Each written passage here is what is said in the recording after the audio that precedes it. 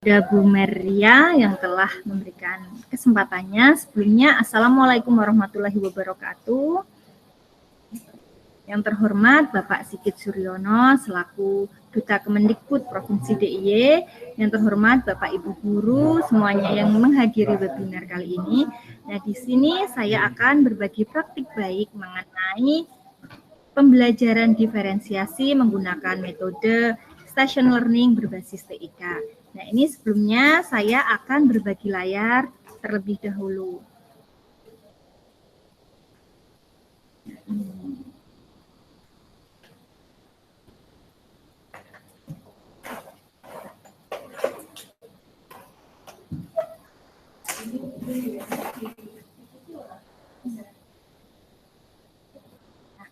Apakah sudah bisa terlihat layar yang saya bagikan, Bapak Ibu?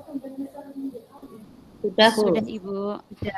Oke, bismillah, saya mulai nih Bapak Ibu. Nah, di sini saya mengambil tema topiknya tentang pembelajaran diferensiasi menggunakan metode station learning berbasis TIK. Nah, sebelumnya saya adalah guru bahasa Indonesia di SMA Negeri 1 Ngempla. Nanti jika ingin lebih lanjut, Bapak Ibu guru bisa melihat YouTube saya, kemudian Instagram saya, atau link microset dan juga blogspot saya di sini. Nah, kegiatan yang nanti akan saya sampaikan, yang pertama, saya akan membahas mengenai situasi dan latar belakang mengenai implementasi praktik baik yang saya lakukan. Kemudian saya juga akan menjelaskan sebuah media audiovisual video pembelajaran yang saya pilih untuk implementasi. Lalu yang ketiga tentang metode station learning yang saya gunakan.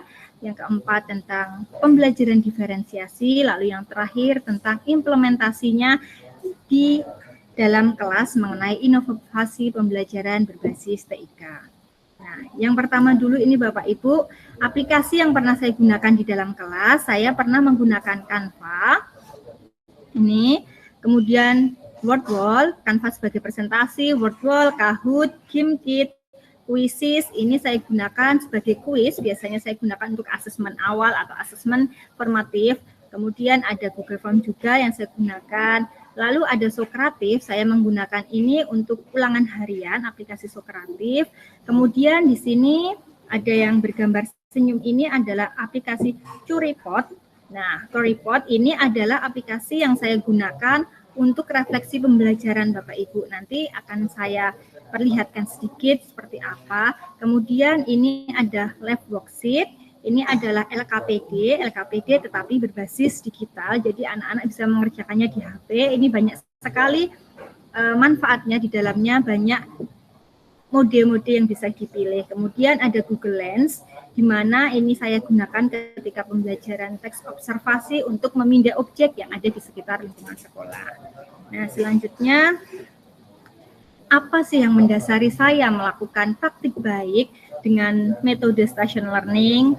Tadi yang pertama itu adalah saya mengambil tentang pembelajaran kebahasaan pada teks laporan hasil observasi. Nah, materi kebahasaan teks ini dirasa membosankan oleh setiap siswa karena di dalam bahasa Indonesia itu setiap topik atau setiap materinya pasti akan belajar tentang kebahasaan. Jadi mereka akan bosan setiap saat, setiap bab belajar kebahasaan yang dimana materi kebahasaan itu adalah materi yang sebenarnya sulit tapi membosankan. Lalu ada siswa yang belum terlibat aktif di dalam pembelajaran. Kemudian hasil belajar pada materi kebahasaan masih rendah. Jadi karena mungkin materinya itu membosankan dan juga sulit, jadi hasil belajar di dalam materi kebahasaan itu masih rendah. Kemudian yang terakhir adalah gaya belajar siswa yang beragam. Jadi setiap siswa itu pasti memiliki gaya belajar yang berbeda-beda. Nah, ini adalah latar belakang saya akhirnya mengambil materi tentang pembelajaran diferensiasi. Kemudian dari apa yang sudah saya analisis tersebut, saya merasa memiliki peran sebagai guru bertanggung jawab untuk meningkatkan hasil pembelajaran yang berpusat pada peserta didik. Selain itu, saya juga berusaha untuk memfasilitasi siswa sesuai dengan kesiapan, minat, dan preferensi belajar masing-masing, karena memang setiap siswa itu memiliki gaya belajar yang berbeda. Kemudian yang kedua yaitu saya sebagai guru berusaha untuk menyediakan materi dan metode pembelajaran serta penilaian yang bervariasi guna melaksanakan kegiatan pembelajaran diferensiasi.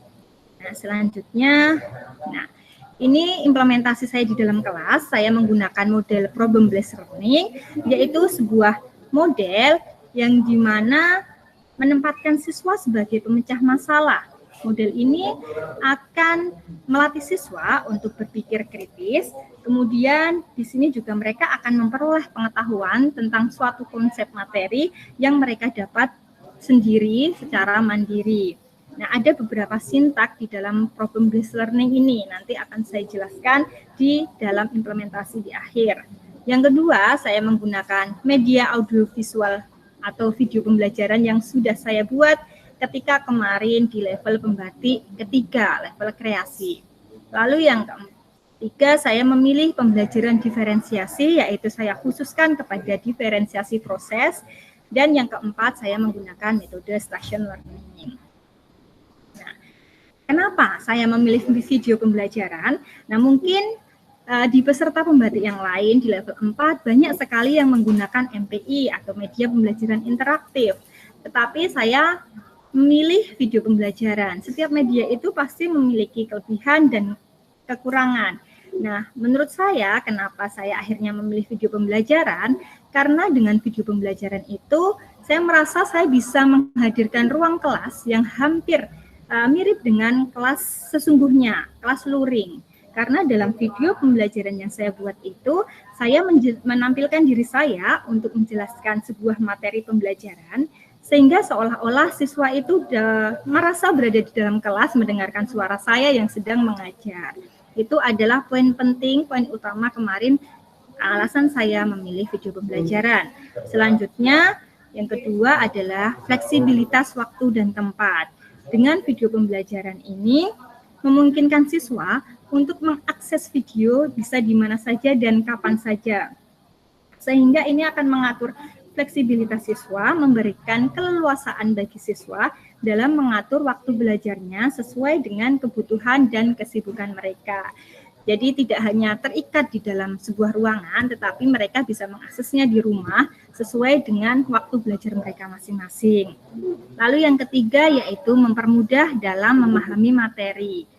Dengan kombinasi visual dan juga audiovisual, video itu dapat mengurangi hambatan untuk pemahaman yang mungkin muncul dalam bentuk media ajar lainnya.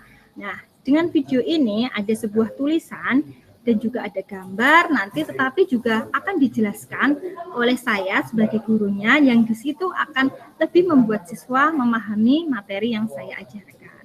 Nah, itu tadi alasan saya memilih video. Selanjutnya, ini adalah video pembelajaran yang saya buat. Saya perlihatkan, nggih Bapak Ibu. Suaranya, nah seperti ini.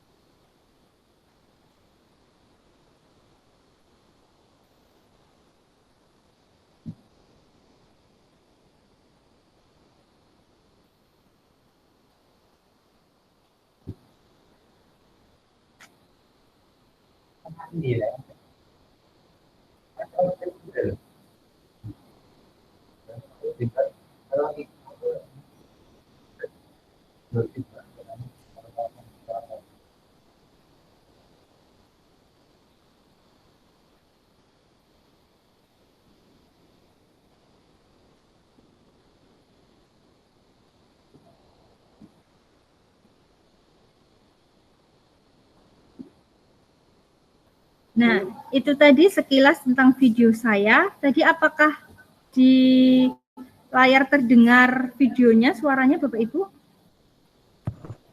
Kalau tempat saya belum, Bu Nisa. Belum ya, Bu. Ya. Apakah Bapak Ibu yang lain bisa mendengarkan?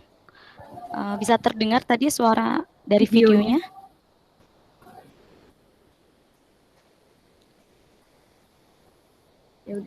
Ya, enggak apa-apa Mungkin. Ibu. Berarti ya mungkin sebagai gambaran aja contoh videonya. Terima kasih Bu Mary ya sudah memberikan informasi.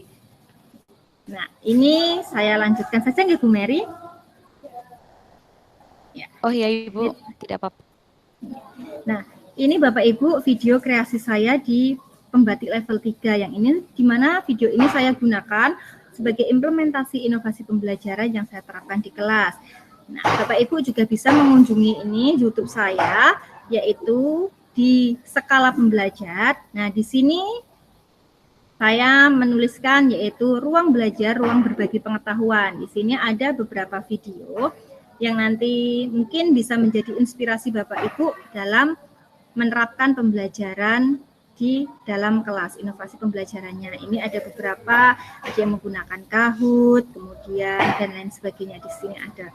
Nah, sebagai gambaran saja. Nah, saya lanjutkan.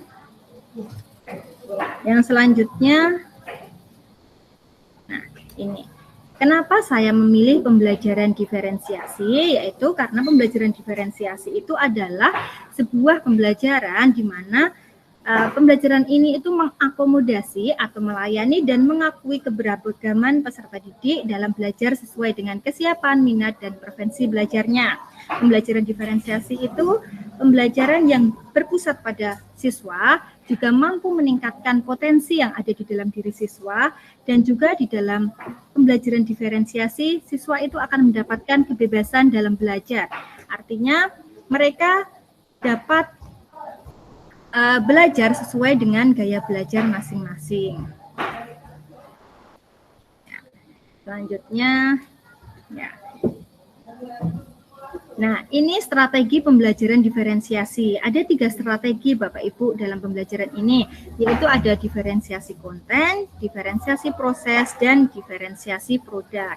Nah, yang saya pilih dalam implementasi inovasi pembelajaran adalah diferensiasi proses, di mana di sini adalah siswa itu memproses ide dan informasi melalui aktivitas belajar, kegiatan belajar, dan kegiatan pengelompokan di dalam kelas. Nah, selanjutnya, yaitu saya menggunakan metode station learning. Mungkin ada Bapak Ibu guru yang sudah pernah mendengar. Nah, metode station learning ini adalah metode pembelajaran di mana di dalam kelas itu dibagi menjadi beberapa stasiun. Nah, nanti di setiap stasiun itu akan ada aktivitas atau tugas yang berbeda. Nah, contohnya di sini saya gambarkan seperti ini. Di sini ada stasiun 1, stasiun 2, 3, 4, dan seterusnya. Kemudian nanti siswa itu akan berkeliling ke setiap stasiun ini. Nah, station learning ini memfasilitasi kegiatan pembelajaran diferensiasi. Karena apa? Karena di masing-masing stasiun ini bisa ada kegiatan yang berbeda. Contohnya di stasiun pertama, saya bisa menampilkan tentang membaca buku, yang kedua tentang video pembelajaran, yang ketiga tentang kuis, yang keempat mungkin LKPD dan seterusnya. Jadi untuk stasiun ini bisa disesuaikan dengan kebutuhan Bapak Ibu semuanya. Nah, selanjutnya kelebihan dari station learning ini, kenapa saya memilih metode ini? Yang pertama, meningkatkan keterlibatan siswa, karena nanti ketika pelaksanaannya, siswa itu tidak hanya duduk diam mendengarkan guru, tapi siswa akan bergerak aktif menuju stasiun satu ke stasiun lainnya untuk melaksanakan aktivitas atau tugas yang ada di stasiun-stasiun tersebut.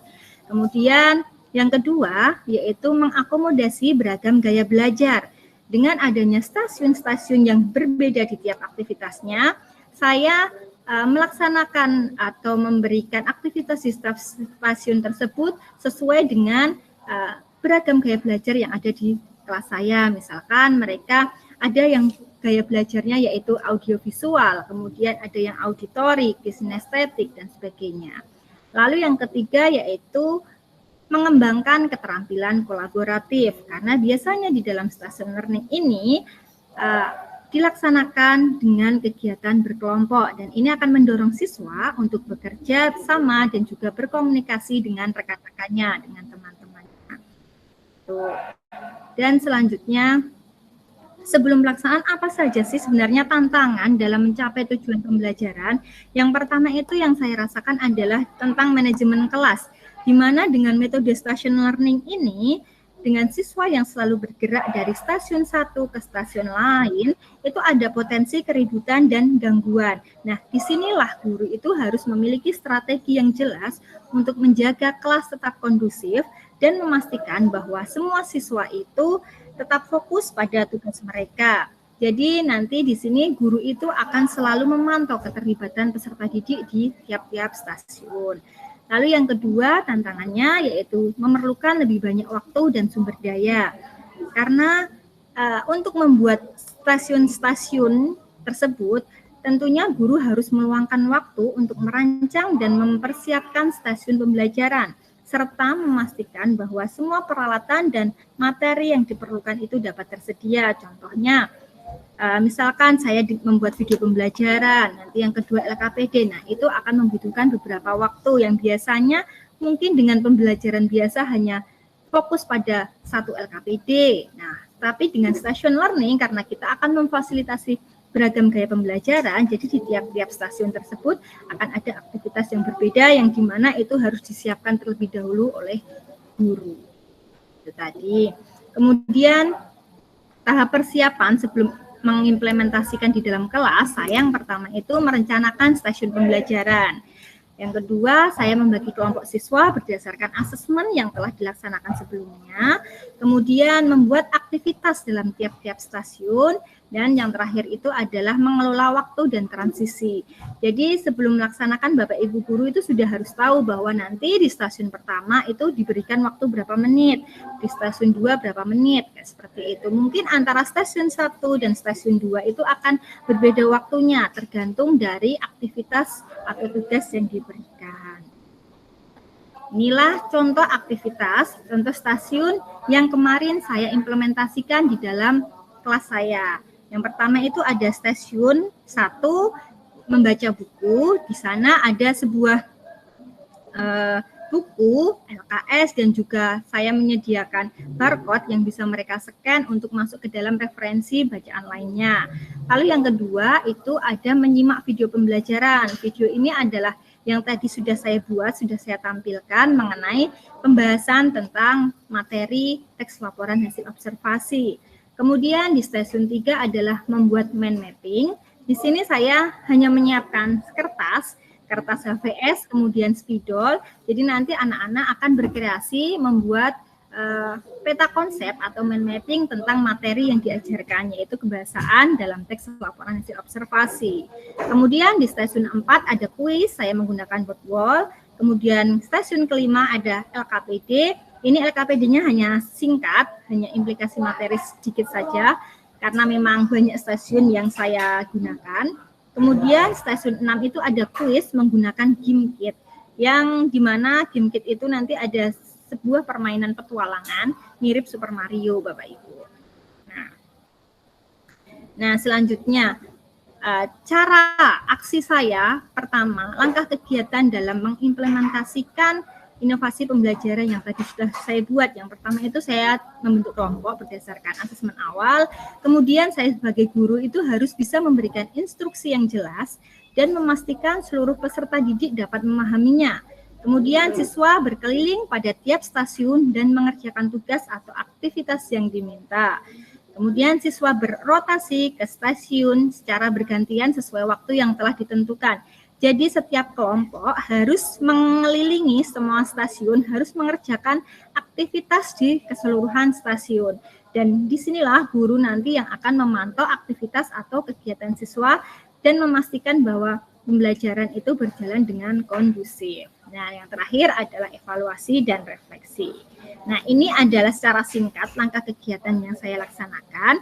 Nah, berikutnya ini adalah langkah kegiatan yang sesuai dengan sintak yang ada di model pembelajaran PBL atau Problem Based Learning, yaitu ada 5, orientasi siswa pada masalah, kemudian mengorganisasikan siswa untuk belajar, membimbing penyelidikan individu maupun kelompok, mengembangkan dan menyajikan hasil karya, lalu yang terakhir menganalisis dan mengevaluasi proses pemecahan masalah.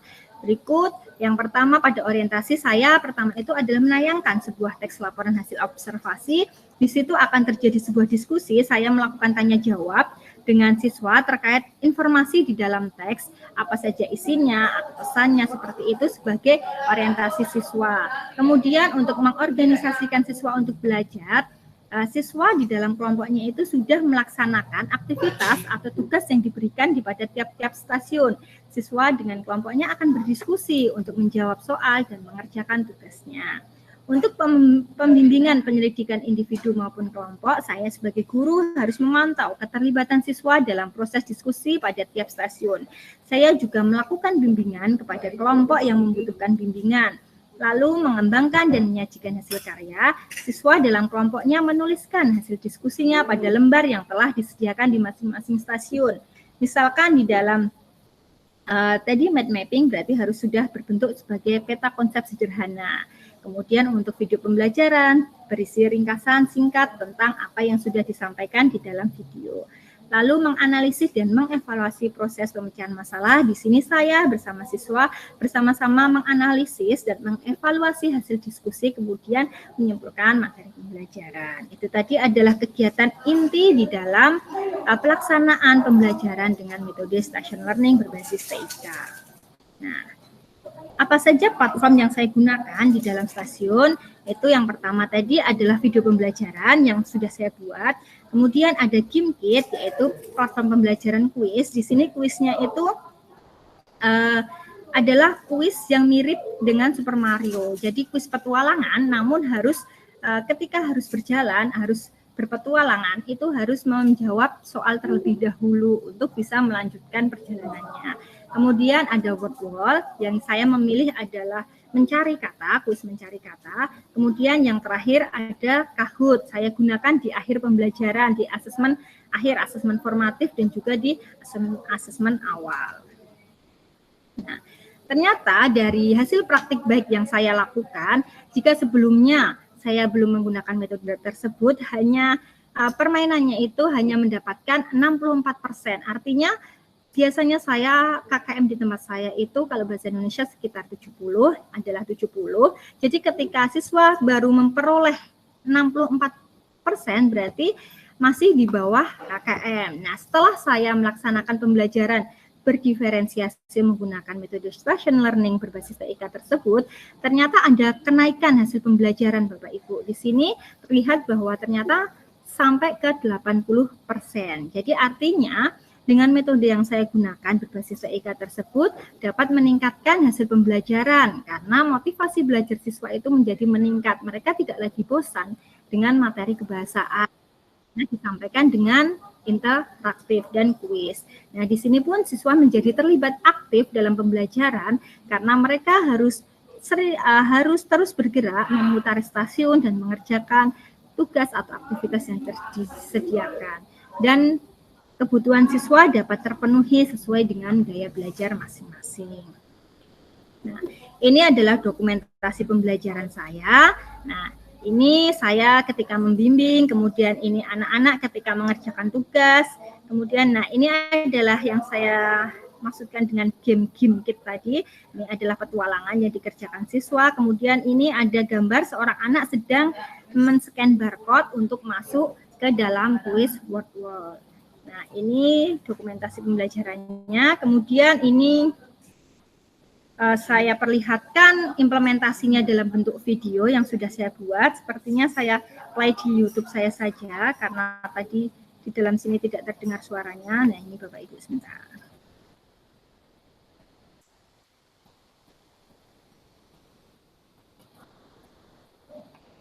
Nah, ini.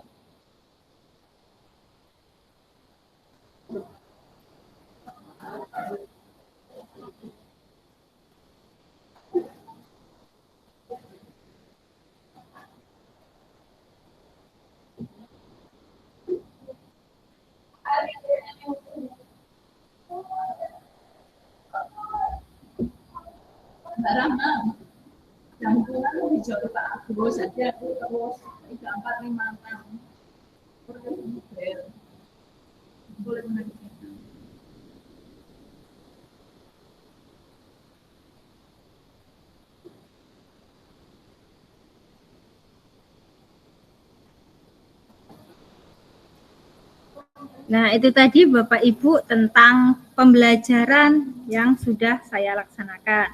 Kemudian ini tadi sampai di ini sudah. Nah, itu tadi Bapak Ibu yang dapat saya sampaikan. Mari kita bersama-sama menguatkan ekosistem digital pendidikan dengan berkarya dan berbagi untuk mewujudkan merdeka belajar. Nah, tapi sebelum saya tutup, saya akan memperlihatkan beberapa implementasi pembelajaran yang sudah saya laksanakan. Nah, ini ada di Instagram saya, Bapak Ibu. Nanti mungkin Bapak Ibu guru bisa melihat dan juga mungkin bisa menjadi inspirasi Bapak Ibu guru untuk melaksanakan pembelajaran. Nah, ini sebentar. Nah, ini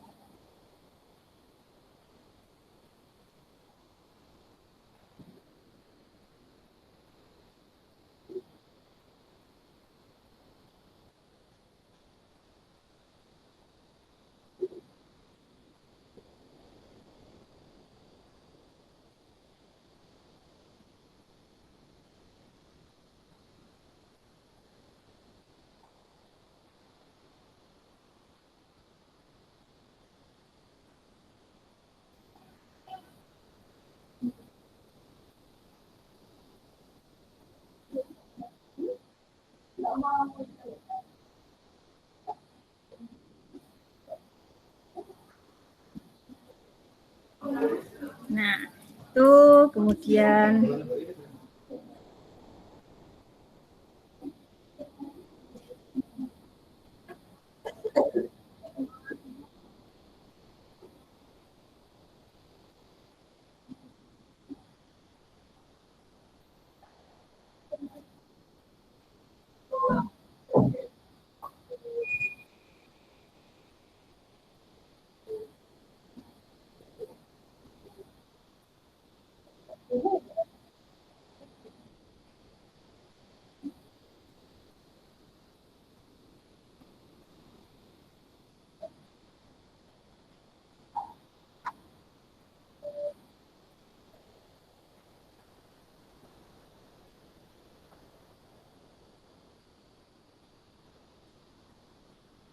Nah, itu tadi Bapak Ibu nanti mungkin bisa melihat secara lebih lanjut apa saja yang sudah saya praktikkan. Dan ini tadi satu lagi ya Bapak Ibu tentang GIMKIT yang tadi. Nah, ini.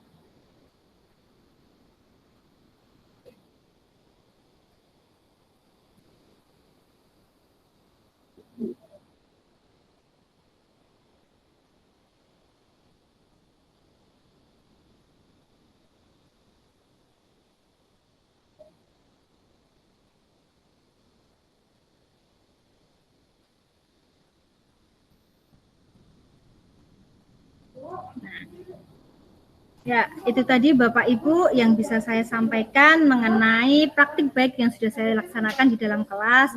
Mungkin jika Bapak Ibu ingin lebih lanjut mengetahui apa saja bisa berkunjung ke Instagram saya yaitu skala_2 kali. Kemudian juga bisa berkunjung ke Instagram ke YouTube saya yaitu Skala Pembelajar atau ke blog saya skalapembelajar.blogspot.com.